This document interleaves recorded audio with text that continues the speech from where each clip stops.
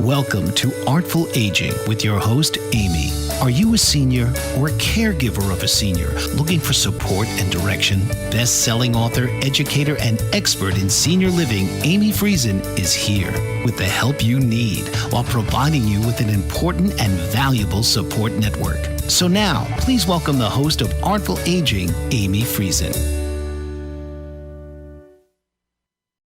Good morning, everyone. I'm Amy Friesen, and I'm your host of Artful Aging with Amy. Welcome. We're live on Bold Brave TV. The number thing I hear from seniors who don't want to make a move is, only way I'm going out is feet first, meaning that they intend to pass away in their home. However, most of them tell me that they are not the same. They're not doing the same things that they used to do, that they need to make changes. Some people aren't even doing enough to put that process in place, which means they want to pass away in their home, all well and good, but then they don't do anything. So it almost makes it impossible. A lot of people tend to think that things will just work out magically. I can tell you after 20 years in the business, it does not happen that way. It's extra surprising for those who wish to stay home as long as possible. So you would hope that they have put in as much time and thinking into things to put things together, but most don't. My guest today is Margot McWhirter. Did I say Margot McWhirter? Got it. A registered occupational therapist, and she has a master's degree in gerontology and certificates in patient navigation, home modification, and universal inclusive design. She is passionate about the connection between housing and healthcare and the impact that both have on the quality of life. As the founder of Inclusive Aging, Margot applies her 3 decades of experience as a clinician, and aging in place and accessibility consultant to help older adults age confidently in their home. Welcome, Margot. Thank you so much for joining us today. Thanks for the invitation. I'm really pleased to be here. I think today is going to be eye-opening for many people. I'm sure it'll even be some of the stuff we've talked before, but I'm sure even eye-opening for me on aspects. So, Margot, could you tell us a little bit more about yourself as well as what drew your own business in this field? Yeah, for sure. And thank you for the introduction in terms of telling people a bit about my background and experience. I would say that my passion is driven around age-inclusive spaces and products and services that really support people to stay in their home longer, more safely, and with greater peace of mind. And I'm an outside-the-box thinker, both personally and professionally. So it really made sense for me after my years of experience across the healthcare system to start Inclusive Aging, to provide solutions that aren't typically found or available in more traditional models of healthcare service delivery. I think that possibly why one of the reasons we connect too is because I tend to think out of the box. I find that if you don't look for other options and, hey, try this, maybe that'll work, or hey, try that, or have you heard of this, then you're stuck in the box essentially. And it's hard because there's so many things outside of what I know as a person and what you know as a person. And it's just a matter of keeping an open mind and maybe looking at the whole environment. Mm-hmm. That's what I found. Margot, what are some of the issues you see when you're working with the community? Yeah, there's so many, and certainly when we're talking about working with older adults and their families, there's the personal, there's the physical, there's the social and emotional, but really when people get to a certain age and stage of life and start to encounter the healthcare system, which they may have had limited experience with previously, because one of the things I like to remind my clients and families is aging is not a disease. Aging is just life at a later point. So where people may not know where to begin, when to begin, where they may encounter fragmented service delivery and even information, it can be very hard and quite frankly overwhelming to know what to do, where to go, whom to ask, and then how to start to integrate that. The other thing that I do see, and I think a lot of it is predicated or based on internalized ages, where people kind of adopt or accept a lot of the social messaging about what later life is or can or should be. And so that almost feeds into human nature being reluctant to change. And so there's a deferral or a delayed reaction or decision making. And then perhaps either excess, or not excess, but giving up control to others. You know, we often hear about older adults deferring to medical experts, but then the flip side is hanging on to control with dear life and not really saying, you know what, I think I need to cast a wider net and find out who are the experts within my own family. But then beyond that, who I can look to ask for help. Right. And I think I've said this on another previous episode that, you know, aging is something that, and in my world and retirement living stuff, is stuff that families generally haven't dealt with. It's not like when you learn to drive a car when you're 16 and then you're doing it all your life. You have to adjust. But we're already at a commercial break. So let's there for a minute because there's a lot in store for today's episode with Margot. Everybody grab a coffee, come back and join us in a couple of minutes. You're watching Artful Aging with Amy. Welcome back. Today's show is all about aging in place. It's one of those terms that is thrown around quite a bit, but it can mean quite a few things. Perhaps for Sally, it means staying home as long as possible. And for Ken, it means moving cities and moving with his son. But then for Steve, it means moving into a retirement home community where he has full continuum of care available to him. It doesn't matter where you are, you can age in place in different situations, and it's about adapting it to your personal situation.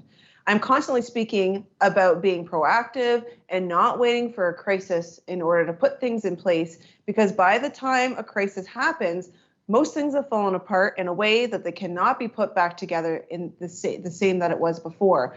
And this is also where we see a lot of hospital visits and moves to retirement homes and long-term cares homes, but people don't choose at those points when they're in crisis. So the idea is to be able to make your choices, not have your choices made for you. Margot, if a senior is looking to age in place, wherever that may be, what type of mindset would you suggest starting the process with? Yeah, well, we talked a little bit about mindset in the last segment in terms of not internalizing some of those ageist messages. I think the other piece, and you spoke to it well also, is of being proactive and making choices. Also thinking about the fact that people get to later life by hopefully being quite adaptable and resilient. And so rather than avoiding or running away from change, actually look at aging and aging in the right place as involving changes that can actually help you continue to live life to the fullest on your own terms and with your own goals in mind. Yes, sometimes, you know, life does happen and we have to experience transitions that we didn't expect.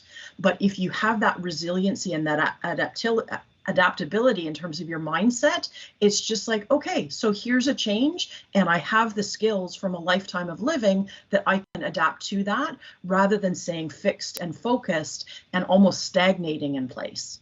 You see me going like this a little bit. It's about weaving, right? And it's, you know, it's not a straight line. Nobody's life is a straight line. It's not going to happen exactly how you want it, but it's about throughout your life. I think this will get a little bit easier as other generations come up, that throughout your life, people are getting more maneuverable, technologies coming in, we're doing different things. And so the mindsets are all changing. But right now, a lot of the folks that I work with are frozen in what to do because they just have not even experienced it. A question I'm asked all the time, Margot, is how much money? So everyone is trying to budget for the future. It's not as easy as buying other things like a car or a house or a picture frame or whatever. It's challenging. And a lot of what we need as seniors comes down to the combination of preference, care needs, and budget.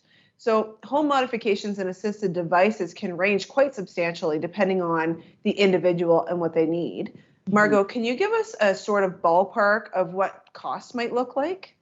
Yeah, well, it certainly is highly variable, and recognizing that somebody who experiences either a major illness or a debilitating condition like a stroke, that the costs may be quite significant, because you're not only factoring in the costs of home modifications, but possibly also enhanced care and other equipment.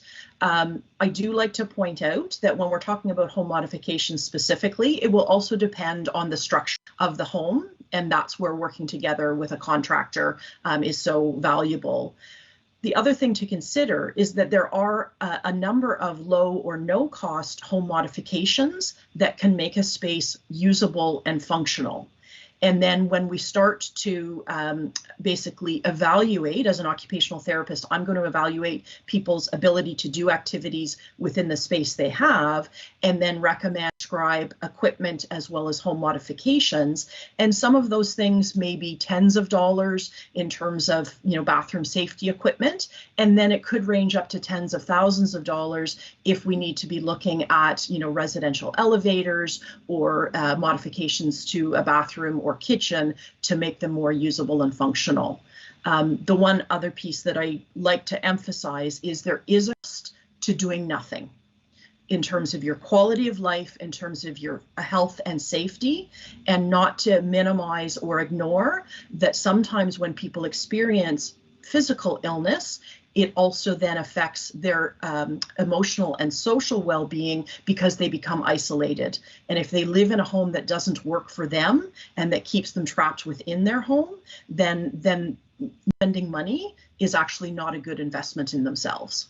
I'm so glad you said that, because there's a lot of people that don't make any decisions, but what they don't realize is not making a decision is making a decision. They're setting themselves up for failure. And a lot of people don't want to plan, don't want to look into it, don't even want to get the advice, don't even go to YouTube to look at advice, right? Like, there's so much free advice, there's so much extra stuff people can do, and then there's super specialized advice, and even that is not that costly when you're looking at your life and being there for the things you want to do and for your loved ones and all of that. So making no choice is a choice. And it's upsetting at some points, because you and I both deal with families that are just not making choices, but making choices. So on top of the cost, folks are also often looking to understand the private and public care systems, how much home care is, how much retirement living is, or long-term care is. Margot, in your experience, when should someone be adding in home care to assist or start looking into another living situation? Yeah, so I think just to back up a little bit in terms of talking about costs, the other thing that I think it's important to emphasize or recognize is that that's where speaking with your financial planner or your bank, because they often have very good resources and algorithms that they can help you to understand what your financial picture is and what you can afford. Mm-hmm. In terms of thinking about, is it time for me to add in care or even to think about change I'm living? I have to say, it's a bit like waiting until you're thirsty to take a drink of water. You always should plan ahead and make moves and decisions, or make changes before you think you need it and before you're ready. Because if you wait too long or too late, that's when catastrophe could happen. With regards to sort of some specific kind of triggers or risk factors that individuals or families could be thinking about, number one would be falls. Even a single fall should be a wake-up call. If people experience a change in their social situation, so if they become widowed, if they're experiencing social isolation, and we saw that with COVID big time, even where there's caregiver burnout, or whether somebody's experiencing fatigue, they just hard to keep up with life and with managing a home.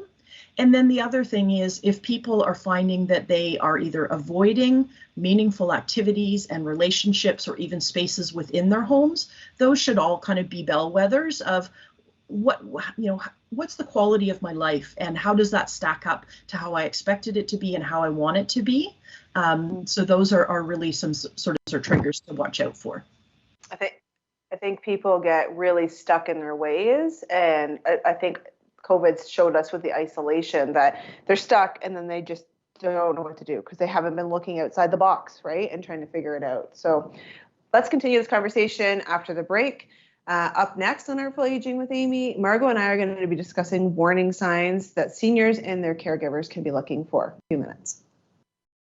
Hi, welcome back to Artful Aging with Amy. Thanks for joining us today. Before we move on to the warning signs, I just wanted to add in a little bit, another question for Margot. Margot, can you tell us, is there any funding available for those who wish to remain in their home?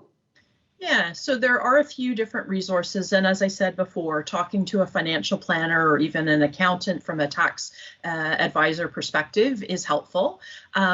Recognizing that even things like government funded home care in terms of services, not everybody knows that it exists. And then with regards to funding for home modifications, it really come down to some tax credits. And then some people may have extended health benefits or coverage through Veterans Affairs. Certain provinces actually do have a little bit of specialized funding for home modifications.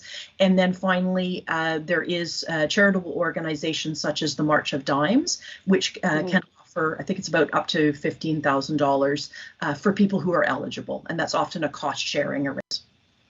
Perfect. And wouldn't you know, I have a tax specialist next week coming on, Margot, like I was telling you. So we'll get some more information there as well. But we're, Artful Aging is all about giving people as much information so that they can do other things or make plans. But and the tax benefits and the claiming and stuff is really difficult for people because it's just like what we were saying. It's like foreign. Nobody knows or understands what is happening in the tax world or what they can claim as they get older. Something as simple as disability tax credit, right? People just don't know about it, right? So let's discuss warning signs and what seniors could and should look for when this life transition is happening, a sign that perhaps people should change up what they're doing to be safer. Margot, can you give this in our audience a little bit of advice and a few tips, perhaps? Sure. So I think following on some of the warning signs or triggers and symptoms we talked about before, really specifically thinking about if you see in yourself or in a loved one any physical or cognitive changes and losses. And, we always are maybe hypervigilant or really aware, memory loss or confusion, or that people seem to be coming lost in familiar environments. But we also have to pay attention to things like change in weight or food that doesn't seem to get eaten. If somebody tends to start ordering in meals a lot more, if people are missing medications or having trouble scheduling appointments, those are all kind of signals that there might be something going on that bears further investigation. We also need to recognize that in some cases, what people think of is, oh my gosh, this is the start of dementia or Alzheimer's, could actually be a treatable medical illness, whether it's a urinary tract infection, it could be hearing loss, lots of different things, including like depression or anxiety. So having those conversations can be really instrumental. And certainly COVID, as we've talked about, changed everything in terms of what we think is of normal living, let alone aging. So in terms of just some kind of quick tips, number one thing I emphasize is lighting. If you choose and improve better lighting for your home, particularly on the stairs, that's critical. Talking about safety, please make sure that you've got railings on both sides of the stairs, even if you don't think you're going to use it, both indoors and out. Thinking about having a seat or a bench at a door where you're sitting to take shoes on and off, because you probably should be sitting rather than leaning on a wall or trying to balance on one foot. Decluttering, not only does that remove or reduce falls risks, but it creates more flow and maneuverability space within your home. And then things like grab bars, non-slip bath mats, bath chair, handheld shower, because the bathroom being a wet space is a huge area of risk that we want to make sure we address. And then, don't forget from that holistic, comprehensive perspective, think about meal service, think about fitness and exercise, think about a medication checkup with your pharmacist, and then annual vision and hearing checks, just to make sure that you are basically staying in top health and looking after yourself from a holistic standpoint. May I just add to get rid of the throw rugs for the love of money. That's sort of occupational therapy 101 is grab bars and removing throw rugs. Having done this for 30 years, it really works. But where I go into clients' homes and they have gorgeous area rugs, I say this is a piece of art, and art belongs on the wall, not on your floor. Brilliant. I've been known to leave a house after having a consult with a client with throw rugs, like just like I'm. But it's a hard conversation because a lot of the children of our seniors who are also having the same discussion don't get anywhere with rugs because they're too close to it. So besides throw rugs, is there anything else that caregivers can look for signs of things changing and additional advice you can give caregivers?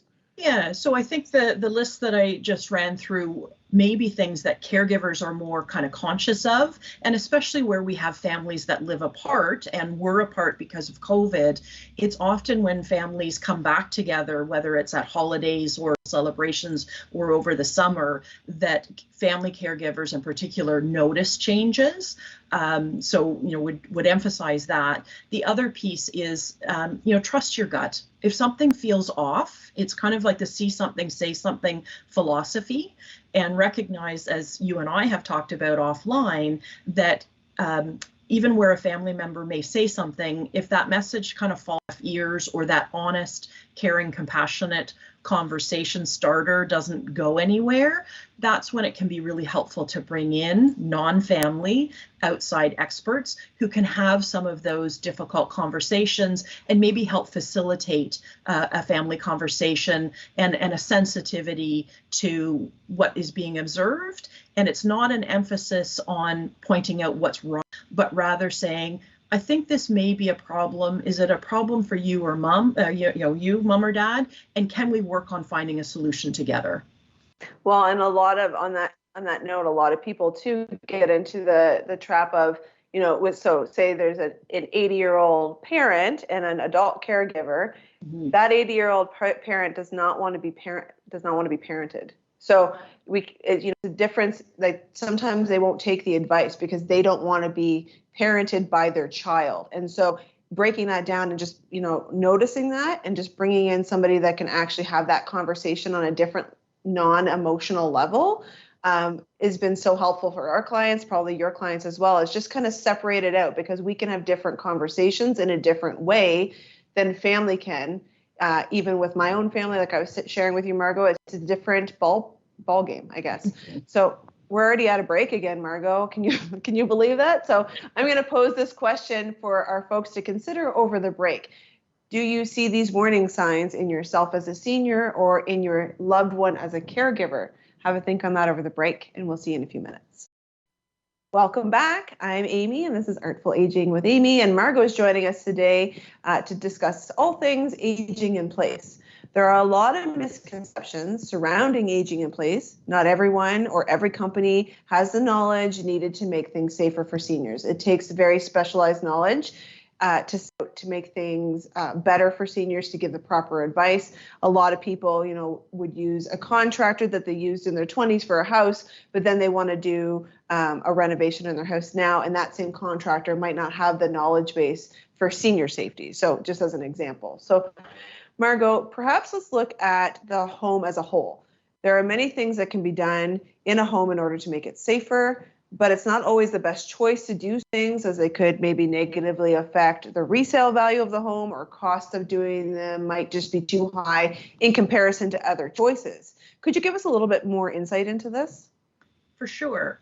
So first things off, really important for people to understand that there's home modifications and home renovations. And then there is that within the context of universal or inclusive design. And universal design is just good design. So that means that it's gorgeous, it's functional, it is actually in demand, and it doesn't reduce the value of your home or affect the resale value. It actually can contribute to that. Recognizing that more and more contractors, occupational therapists, interior designers, etc., are taking additional training to learn about universal design. And in fact, the Canadian Home Builders Association has just this week launched their adaptive program. in order to build capacity and knowledge amongst people across professions. I think that what also is worth mentioning is that where costs do start to add up and people kind of go, oh gosh, what have we done, is where they involve somebody and not involve an occupational therapist who can basically identify what are the needs for you today and also do a bit of forecasting for the future, so you're not spending good money after bad. I've seen examples of where, people have gone ahead and put in a stair lift, and I'm not bashing stair lifts, but they're not the right solution for everybody. And similarly, there is a massive difference between a step-in shower and a zero-step shower. And I see this constantly with contractors who simply don't know the difference. Mm-hmm. I think that also when we're talking about inclusive design being gorgeous and attractive, a lot of people don't realize that this is what's happening now, right? This is like there's movement to make things beautiful and safe. And so a lot of people don't fix things in their home in a way that's safe for them. Like they don't want to put a grab bar in because grab bars are ugly. But there's a way to they're not all ugly. Ugly. That's right. They're not all ugly, right? And we know this, but if you're in your box in your own way, right? It's hard to know that. So what about downsizing to one level? Many people feel like that's going to everything. Margot, are they correct? It certainly can solve a lot of the problems when people are challenged with medical or mobility issues, because maybe it's not that they are immobilized physically, but they do have issues with limited endurance because of cardiac or lung function. So moving to one level can be a huge help. I like to work with clients and families and remind them that it's not simply moving a bed from upstairs down to the living room, because then you've got a cluttered environment where it's harder to maneuver and move about the space, as well as more difficult for caregivers. I recently worked with a family where we had to move the gentleman down to the main floor, and that literally took weeks in terms of clearing out what was an office come his bedroom. And so, that's a really very specific example.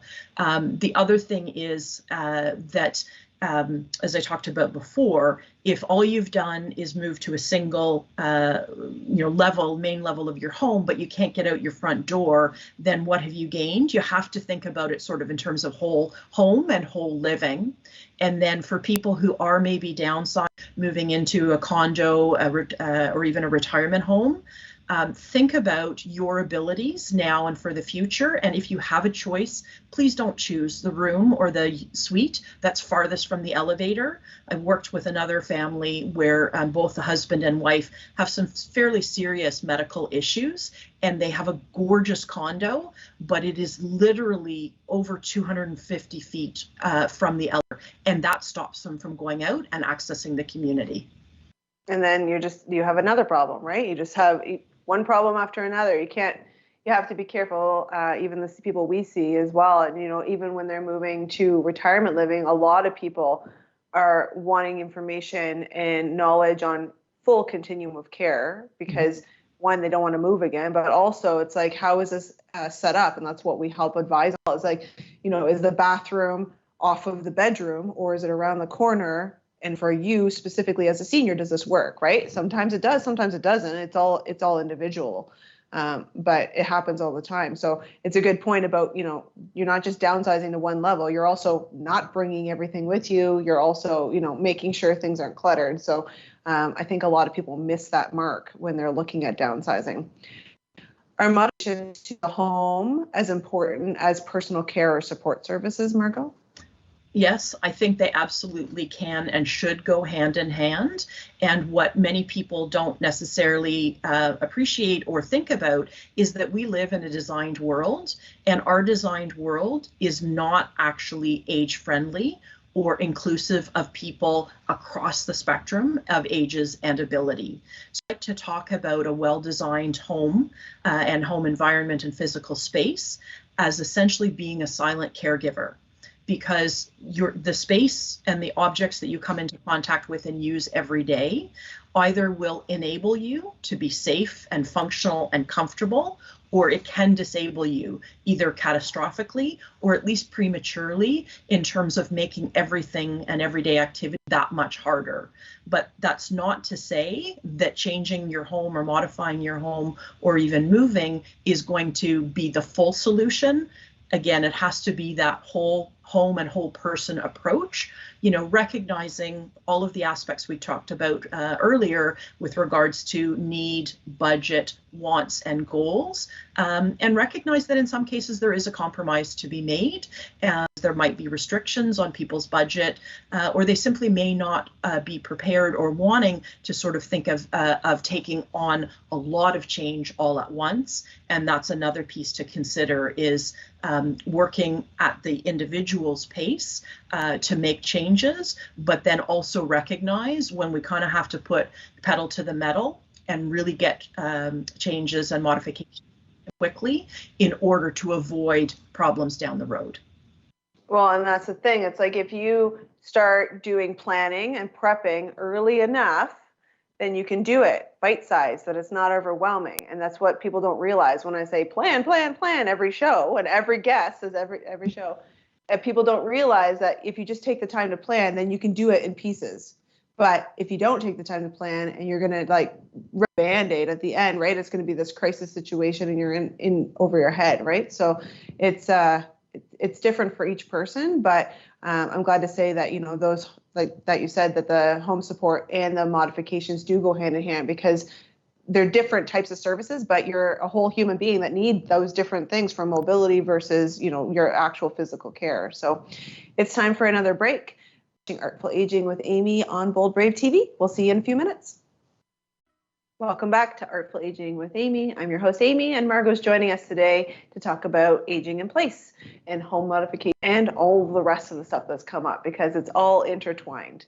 I come across this issue a lot of my time, the one that so-and-so knows better. So many people default to the doctors, a family member, a friend, when really they should be looking for people and businesses that specifically specialize in what they're dealing with. We get that all the time. A friend tried this retirement home, therefore that's the retirement home we're going to go to, without actually thinking of their own physical needs versus needs. It's very, very frustrating as a professional, I have to say. But it's about, bringing in the extra advice from somebody or a business that's actually seeing these things in process, not just taking advice of one person or a certain, a doctor or a family member, like I said.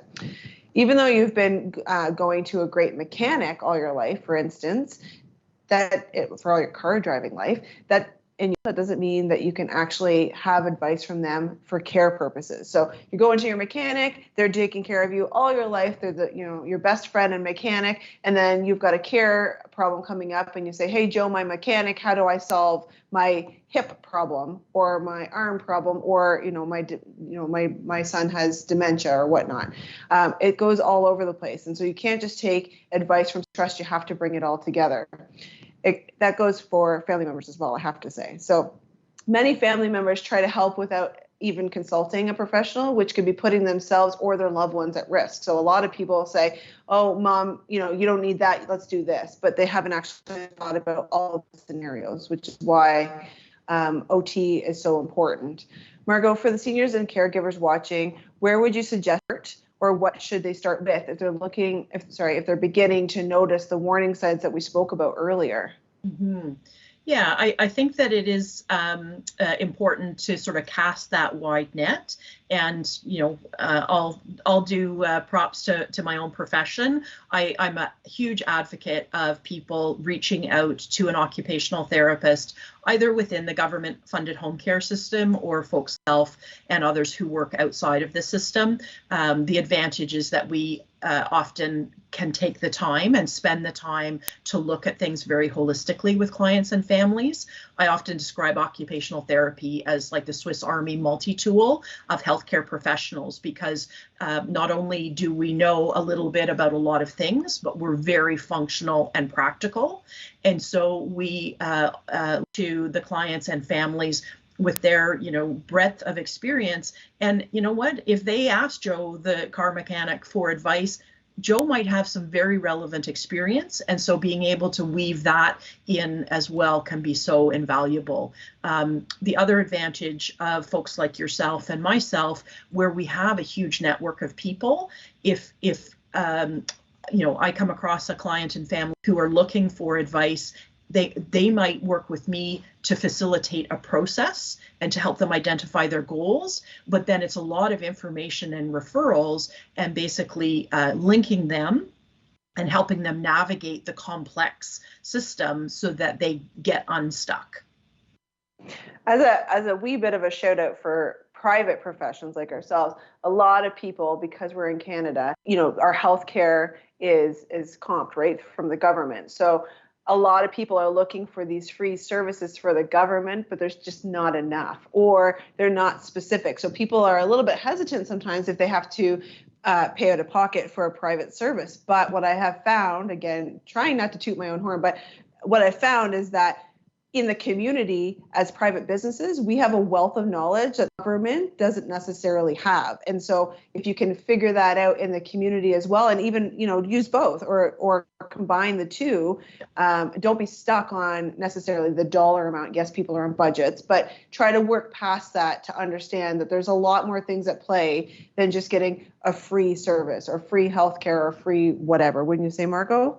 For sure. I'm a firm believer in talking about transformation rather than transaction and looking at value for money. I used to be a home care OT. I used to train home care OTs, but now I absolutely work within a hybrid system, and I have care coordinators both from public, government services as well as private agencies who I work really well with, and we complement each other. It's not about competition, it's about collaboration and getting what is best for the individual and family. Well, and the thing is, sometimes as a private business, we actually know of the public system better, right? So people, think, healthcare, therefore we should be able to find it from the government, and trying to go through the government sites and things like that. And it's really difficult to find, even for you, it's hard to find. And so sometimes hooking into a local service that's private, not only can we offer you maybe more rounded, holistic service and referrals out to others because we're doing it every day, but then we can also say, hey, have you looked at this as a public service? Have you brought in this? Like long-term care is a public service, for instance. But a lot of people just don't know how to put those services together, right? Yes. Yeah. It's been very challenging for many families. Mm-hmm. So, Margot, I think we're going to wrap up today, and you're going to join us back on season 2 because we're going to be talking about all other things. But for more information on Margot, please head over to artfulagingwithamy.com. There you'll find Margot's bio, you'll find a link to Margot's site, and all the extra information there. So Margot, thank you so much for joining us today. I really appreciate all of your advice. It was, like I said, it was even eye-opening for me, and I love having conversations like this because I often find that the back and forth between professionals, if people can witness it, is usually eye-opening, right? So thanks so much for coming on today. Thank you. It's been a lot of fun, and I appreciate the opportunity to speak with you and your listeners. Awesome. We'll see you soon, Margot. Coming up next after the break, join me for my top tips to make the most of your seniors years. Those are for people who love the Coles Notes version and just want a tidbit at the end. I hope you'll stick around for a couple more minutes. Come back and join me on Artful Aging with Amy in a couple minutes. Welcome back to Artful Aging with Amy. I'm your host, Amy. I hope that you've got a lot of information out of today and started the wheels turning on different ways to start planning for your future. Let's go over some top tips that I think will help you make the most of your senior years. So, of course, my top tip would be plan early and often. So as Margot and I were talking about, a lot of people at this moment in time get to being a senior, but they don't have any experiences or anything in plan. And so the idea is, if you can start planning earlier, then you can take little tiny steps to the point when you become a senior, you need to make bigger steps. And that way, not only is it easier to maneuver, but you've already started putting things in the plan so that you don't have to think about it later. And hopefully that makes you safer down the way as well. That's the thing with the throw rugs, right? If you get rid of the throw rugs, if you think they're going to be causing a trip hazard, then you're setting yourself up to not have a fall risk later, which is super beneficial. Number 2, make sure you're consulting the proper professional.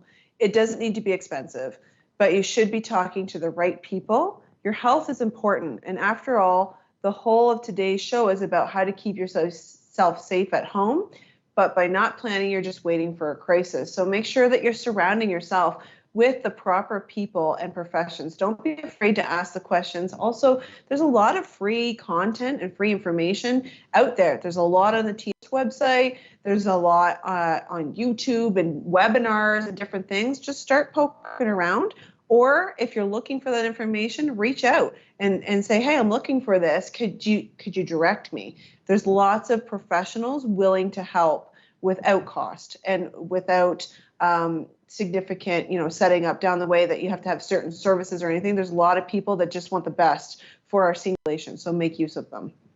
Tip 3, look at the whole picture: health, housing, financing, connection, and all other aspects that matter when you're planning your life journey.